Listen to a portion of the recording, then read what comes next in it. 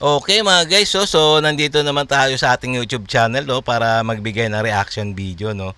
Itong bibigyan natin reaction ito may pamagat na na si PBBM may pinatalsik sa pwesto na gobernador ng Davao. So na malaking issue to ngayon no, bakit kaya pinatalsik? Ayun ang tanong diyan. So atin nga tong bibigyan ng reaction no. So tsaka at isa pa, bakit si Duterte nagbabala kay nagbabala kay PBBM? Oh, grabe ah. Grabe, walang takot talaga no si Digong. So, itong bibigyan natin reaction no mga guys. So, ngayon kung bago ka pa lang sa akin mga channel, please like and subscribe na lang muna sa ating YouTube channel. And also, siyempre paki-subscribe din kay John Reps ha. So, sa kanya yung video na yan. So, atin ang umpisahan para makapag-reaction na tayo. Okay? I am just warning you. I will raise hell one day, and I would ask the military and the police to join me. Wow, ang tapang ha. Hindi na napigilan pa ni dating Pangulong Rodrigo Duterte na akusahan si Pangulong Bongbong Marcos ng pagiging diktador. Ito nga'y kasunod ng pagtanggal sa pwesto kay Davao del Norte Governor Edwin Hubahib. Si Hubahib ay naharap sa 60 araw na suspension order base sa utos na inilabas ng Department of Interior and Local Government o DILG na pinirmahan naman ni Executive Secretary Lucas Bersamin. Ang gobernador ng Davao del Norte ay basta na lamang pinaalis sa pwesto at inakusahan ng kasong matagal nang naresolba sa kanyang probinsya. Ani Duterte, hindi na sinusunod ni Marcos Jr. ang demokrasya ng bansa. I am accusing... Oops. Oops, bakit ba pinatalsik ang gobernador ng Davao? Siyempre, may dahilan yan, no? Hindi naman porket gusto lang nila patanggal tatanggalin na. May dahilan 'yan. Ito si dating presidente Digong ni Duterte. Siyempre magre-react yan kasi Davaoenyo rin yan Siyempre mga kababayan niya yan. Natural na mag-react yan no kasi nga pareha silang kampi ba ganon no. So okay diretso pa natin. Marcos of bringing us back to the old politics. Gayon nung suspend tapos tanggal na tao no ng tatay ko. Halos ganun ang ginawa nila. If that is what he is doing now, I am accusing him of another thing, being an authoritarian leader. Ayan ayan ayan Nagre-react din si Duterte no sa ginagawa ni PBBM. Kasi nga talagang kumbaga sila magiging oposisyon sa susunod na halalan. Ayun ang matunog posisyon kaya ngayon pa lang para pinangangatawanan nila na sila ay oposisyon. So samantalang yung nakaupo si Duterte walang tumutuligsa sa kanya no.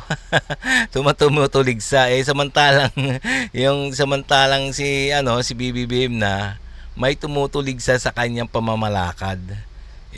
Anong gusto naman ni Duterte? Na walang na walang tutuligsa rin sa kanya o siya naman tutuligsa sa kasalukuyang gobyerno. Bahala na no. Sige, diretso natin. We are drifting into that kind of setup, which I think, to me, is very important for the President to realize it. Mr. President, hindi mo na sinusunod yung demokrasya. And you are, yung pag ganun na style, you are veering towards a more authoritarian. Mahirap yan, hindi sanali ang Pilipino. Ayan sinabi ni Duterte na hindi raw parang hindi niya raw sinusunod ni PBBM yung batas. Samantalang yung nakaupo kaya siya noon, si dating Presidente Duterte, ang tanong din ang tanong din kung kung sinusunod niya rin yung batas. Yung noong nakaupo siya bilang presidente, di ba? Ayun ang tanong Ngayon, siya na rin naman Parang ano no, parang ano niya rin, parang nalaman niya rin na ganun pala. Sige. I am just warning you. Ako sa isa talaga na hindi ako papayag. Na kung magtanong ka na what I intend to do, I will raise hell one day and I would ask the military and the police to join me. Not to force you out of the office. We'll just air our sentiment for you not to forget that the Philippines is a democratic state. O yan na, ayan na, nagbabala si Duterte kay PBM na i-aas niya sa military at Philippine National Police na kumampi sa kanya. So napakadelikado to, no? Napakadelikadong ano to, no, na suggestion, no? So napaka ano talaga, no? So pwede rin kayo mag-comment diyan mga guys, ha. Sige, diretso pa natin.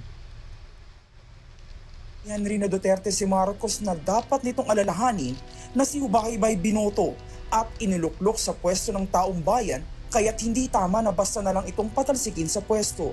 Tanggalin mo ang tao walang rason. And you must remember that the governor of North Davao has been elected by the people. Hindi yan trabahante na in-appoint mo tapos tanggalin mo. We have to respect the will of the people of that North Davao. Puro respeto naman. Oy, respeto daw, sabi ni Duterte, no? Samantala ayon naman kay Congressman Pantaleon Alvarez, nilabag ni dating Chief Justice at ngayon Executive Secretary Lucas Bersamin ang batas nang pirmahan nito ang direktibang nag-uutos na bakantehin na ni Hubahib ang kanyang posisyon. Kahit walang basihan, binigyan ng order of suspension si Governor Edwin Hubahib. Nung makita ko yung order, sabi ko, I was disappointed. Why? Because the order was signed by a former Chief Justice, itong si Bersamin. Sabi ko, former Chief Justice ito, dapat he should be the one to respect yung due process and equal protection of the law. Malinaw sa ligang batas yan, di ba? No person shall be deprived of life, liberty, or property without due process of law, nor shall any person be denied equal protection of the law. Ang linaw-linaw. Sinabi ni Alvarez, Ayun ayun. Yung sabi daw, kailangan daw ng due process, no? Eh, samantalang, ang tanong yung nakapwesto sila, may due process ba? ang pagkakatalaga ng acting governor sa Davao del Norte dahil may halal na gobernador naman ang naturang probinsya. Ito mismo ang ikinasasama ng loob ng gobernador kasunod ng pagsabing dapat ay inimbestigahan muna siya sa mga kasong ipinupukol sa kanya bago man lang siya tinanggal sa pwesto. Naniniwala siya na malaking bagay ang pagpayag niyang isagawa ang maisog rally sa Davao del Norte para pag-initan siya ng Administrasyong Marcos. Kaming na hakbang maisog rally na ganapin ngayong April 14 dito sa sports complex ng Davao del Norte. So, wala.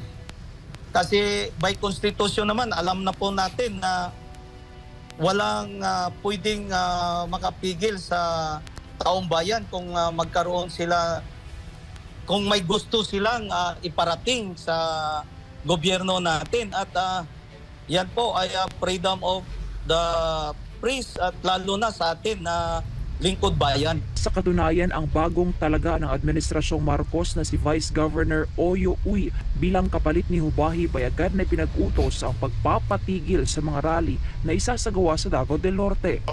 Ngayong gabi lang po, nag-report sa akin yung dito sa PNP, Davao del Norte, may nakarating sa akin na may itong acting governor na in-install nila kanina, Vice Governor Oyoy, ito, kalyado talaga nila ito, ay nag-order na sa PNP na i-disperse na ang lahat na rally dito sa Davao del Norte. Hindi Yun. payagan dahil wala daw mga permit. Kung may Yun. gawa ng Yun. rally, hanapan ng permit. Pag wala, ay kailangan Ayun. i-disperse daw. So, hindi at na huwag matutuloy. payagan. Bukod pa rito, isa rin sa tinitingnan niyang dahilan ay ang paglalantad niya sa ayuda scam. Sabi pa ni Hubahib, sabit rin sa scam ang ipinalit na administrasyon sa kanya. Hindi naman po ako nagsisisi dahil Tignan nyo naman sari-saring mga mga batiko so paninira na no yung simula nung tinanggal na si gobernur no. Sari-sari ng mga mga paninira ng kabilang kanto, kabilang side, pareha sila no. Ganun talaga mga politika no. stand po tayo kung saan po ang tama bilang elected official, bilang leader ng probinsya, bilang gobernador, ay tumayo po tayo para sa mga biktima at sa mga naging biktima ng ayuda scam dito sa probinsya. At ito pang in-install nila ay involved ito, kasama ito sa naimbestigahan. Kasama yung kanyang mga tauhan, yung talagang right hand niya, yun ang kumukuha sa mga pera. Ayan na. Ayan na, kanya-kanyang baho na yung nilalabas Yung side ni Ubahib, may kanya-kanyang basura din na pinupukol sa sa bagong install. Invite sila sa akin na kausapin ako, at ang nag-invite pa sa akin ay staff ni Sab Anton Lagdamio. Pumunta siya ng Tagum para kausapin ako, at after na-expose ko itong ayuda scam, pero hindi ko hinarap. Kaya sa tingin ko, itong dahilan bakit na sobrang galit sa akin ito si Sab. Gusto ring paimbestigahan ni Hubahib yung mga nasa likod ng pamumudmud ng pera dahil marami sa kanyang mga kababayan ang naloko. Sa katunayan nga raw ay may namatay pa matapos na hindi matanggap ang eksaktong ayuda mula sa gobyerno. Kaya nga, dapat ito, tanungin natin sinong utak dito, kasi lahat ng dinidistribute dito na pera ay galing sa Tingog Party List. Ang laki pa ng mukha nila. Yung mukha nila, Tingog Party List, nakalagay doon sa tarpaulin. Parang isang wall ng building. Yung kanilang tarpaulin, bawat pamimigay, Ayan na. Kanya-kanyang batuhan na ng basura no. kalagay doon, Yeda Romaldes. Nako! Tapos, Ayan na. Congressman Yeda, Yawn. Speaker Martin Romaldes. Yawn. Malaki nga. Lagi na lang At involved yung nandun mga yan. din ang mukha ni Presidente, at yung mga local officials dito na tandem nila. Yung mga kanilang mga political elected dito sa Davao del Norte. Sa kabila naman ang kinakaharap ngayon ng gobernador na nawagan pa rin ito sa taong bayan na maging mapagmatyag at huwag hayaang mapunta lamang sa wala ang narating ng bansa noong panahon ni dating Pangulong Rodrigo Duterte. Bilang gobernador ng Davao del Norte, ang masabi ko po na dapat ay tayo ay maging vigilant. Ito po, at kailangan nakabantay tayo sa mga nangyayari ng ating bansa ngayon. At huwag po nating payagan na ang ating bansa ay bumagsak at mapunta lang sa wala ang pinaghihirapan ng ating dating Pangulo, Pangulong Rodrigo Roa Duterte. Okay no. Okay mga guys, so ito yun, nalaman natin na talagang pinatalsik ni PBBM ang gobyerno ng Davao. Siyempre may siyempre may dahilan naman 'yon kung bakit si pinatalsik. Ito naman todo depensa naman o todo laban naman to si mga kampo ni Duterte. So magkakaalaman naman yan pag nagka-imbestiga no. So sana nga magkaalaman na kung ano talagang kasalanan. Kasi lang naman yan kumbaga games changer. So iba na ang pangulo ngayon So siyempre ang mangyayari niya, lahat ng may kasalanan o may mga kaso talagang mawawala sa pwesto. Okay, no mga guys, so kung nagustuhan nyo yung mga ganitong reaction video, please like and subscribe na lang muna bago tayo mag-sara. Okay?